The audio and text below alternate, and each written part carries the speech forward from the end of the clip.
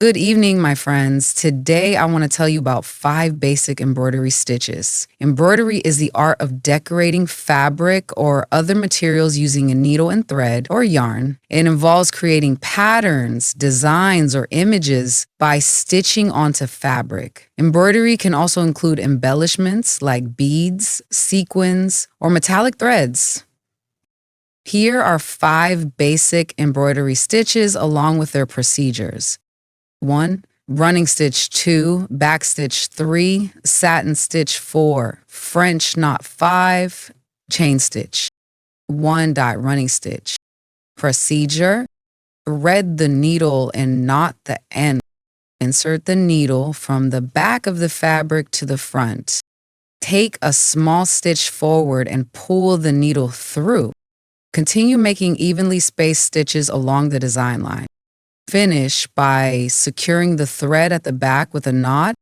2 dot backstitch. Procedure: bring the needle up from the back at point A.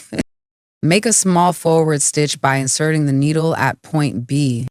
Bring the needle up again a short distance ahead at point C. Insert the needle back into point A, the end of the previous stitch.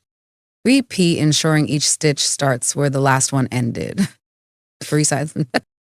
Procedure: outline the area you want to fill. Bring the needle up at one edge of the shape. Insert the needle at the opposite edge, making a straight stitch. Bring the needle back up right next to the first stitch and repeat. Continue stitching closely until the area is filled smoothly. 4 dot French knot. Procedure: bring the needle up from the back of the fabric. Wrap the thread around the needle 2-3 times. Insert the needle back into the fabric, very close to where it came up. Hold the thread taut and pull the needle through carefully.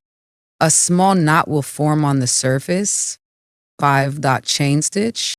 Procedure: bring the needle up from the back at point A.